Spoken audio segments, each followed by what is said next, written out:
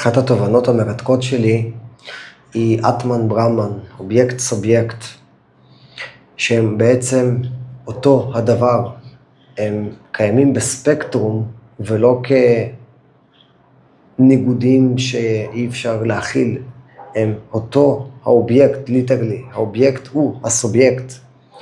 וזה אומר שכשאני חושב על אלוהים, רחוק, שם, לא בחומר, רוחני, אני מסתכל עליו מפרספקטיבה של הוא אובייקט, הוא משהו חיצוני, ואני הסובייקט לא קשור אליו, הוא אלוהים, הוא שם, הוא רחוק. אני פה, עולם החומר, אני כאן, אין לי קשר. אבל עוד פעם, האובייקט הוא הסובייקט. זאת אומרת שמה שאני רואה בחוץ, זה אני בעצמי. כל מה שאני רואה בחוץ זה אני. אני הגשמתי, אני חי את הדבר הזה שמרכיב אותי. זאת אומרת, אלוהים הוא כל מה שיכול להיות, כל הפוטנציאל האפשרי, כל ההתגשמות, וגם כל מה שלא יכול להיות, כל מה שלא יתגשם. הכל ביחד זה אלוהים.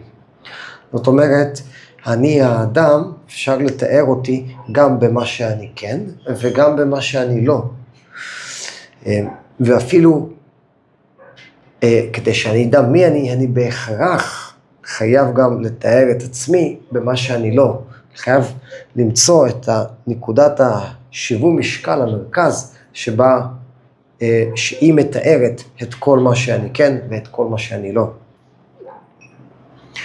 הסובייקט והאובייקט הם תלויים אחד בשני, הם קיימים רק אחד בזכות השני. אי אפשר, כאילו, לא יכולים להיות אובייקטים אם אין סובייקט שחווה את האובייקט, ולא יכול להיות סובייקט אם אין לו אובייקט לחוות אותו. הם ב-codependence, הם תלויים ב-tensegrity. אז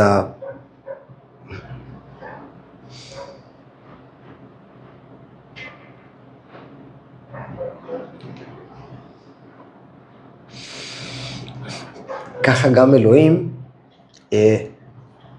הוא זה שיצר את הכל, והוא גם חלק מהיצירה.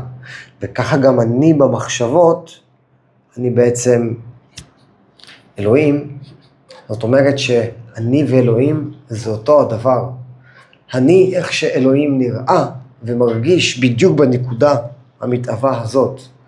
כל מה שאפשר, בכל הדרכים שבהם אפשר לתאר את הנקודה הזאת, ובמה הנקודה הזאת לא, הם זה, הם אליאס. ומה כל הנקודות? הם אלוהים. כל מה שאני חווה הוא אלוהים. אפילו המחשבות עצמם הן אלוהים. הכל אלוהים. אין משהו שהוא לא אלוהים. זאת אומרת שגם אני הוא איזשהו אלוהים. כאילו אותו אחד.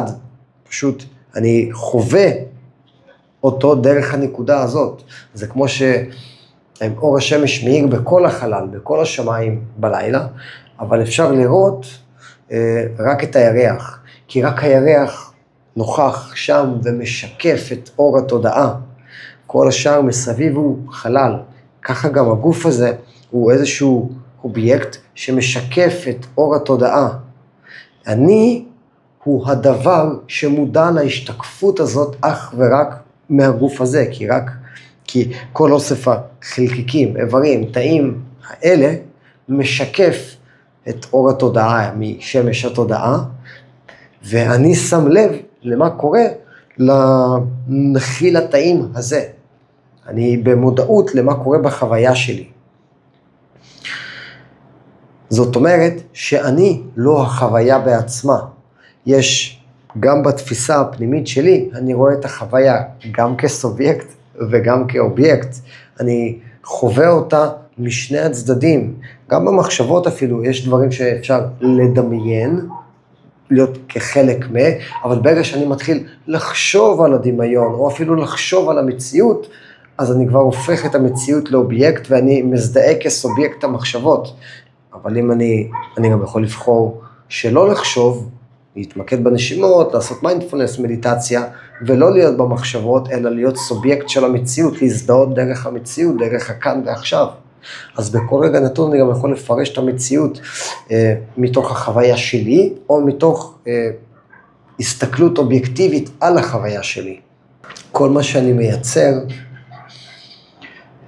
כל מה שמתרחש במציאות שלי, הוא מתקיים באיזשהו תדר, הוא מיקס תדרים, כמו שווי-פיי, הוא משדר על כמה תדרים כדי לעבוד מהר, יש לו כמה פסים, רוחב פס גדול.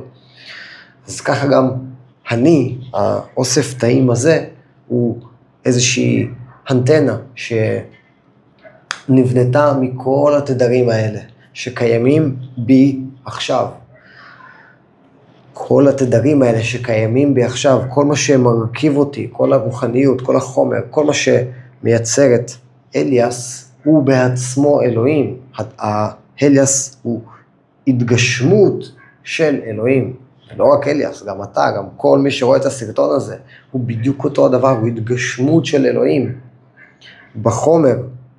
ואתה מודע, אתה רואה את החוויה שאלוהים עובר דרך הגוף הזה. אתה שופט ומבקר את החוויה, אתה שופט ומבקר את עצמך כאובייקט על מה שאלוהים החליט לעשות דרכך. בגלל שאלוהים פועל בשני כוחות, הוא גם אובייקט וגם סובייקט, יש איזשהו מרחק ביניהם, איזשהו חיכוך שמייצר את כל הדואליות של כאילו כל מה שקורה. זאת אומרת,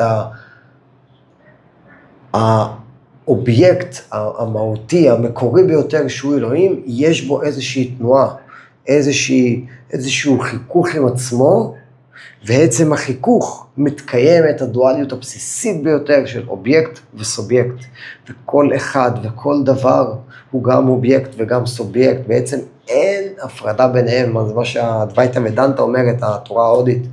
ותכלס גם הקבלה וכל התורות, המיסטיקות, הפילוסופיות, שכמה שנכנסים אליהם יותר, נוירולוגיה אפילו, נוירולוגיה, פסיכולוגיה, פיזיקה, הכל אומר את הדבר הזה, שאני ואלוהים זה אותו הדבר.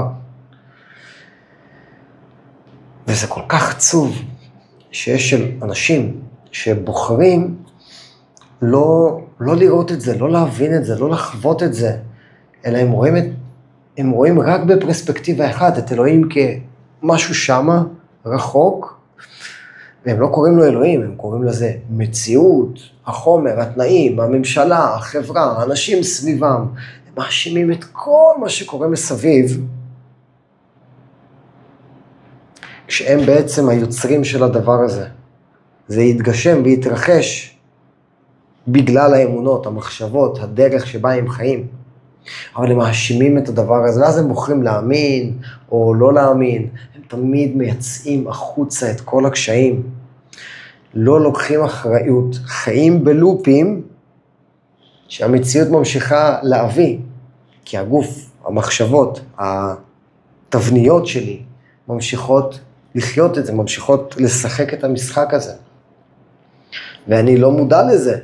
כי אני אומר, לא יכול להיות, אין קשר כאילו בין מה שאני אמרתי לבין מה שהבן אדם הזה, לא יכול להיות שכל האנשים סביבי שונאים אותי, הם לא בסדר, לא יכול להיות שכל האנשים, כל הסטיגמה על הזוגיות, שמישהו תקוע בזוגיות, הוא יוצא עם כמה אנשים, ואם אף אחד מהם זה לא הולך, תמיד בגלל אותה סיבה, או אנשים שכל הגברים חרה, אז הם תמיד מזמנות את אותו הגבר, את אותו הדבר, ואז מתפלות, למה זה קורה? לא, זה הם אשמים, תמיד מישהו אחר חיצוני אשם. כי זה פאקינג כואב לקחת את האחריות הזאת ולהגיד, אני יצרתי את זה, זאת אחריותי, שאני חי את הדפוסים האלה, ואני רוצה להפסיק, וזה כואב, זה מביש, זה מתסכל, יש בזה המון קושי בלקחת את האחריות ולהבין שזה אני. אז זה עוד מחסום שמונע ממני להאמין באלוהים, כאילו, לא לי, לאנשים האלה, ששם גם אני הייתי.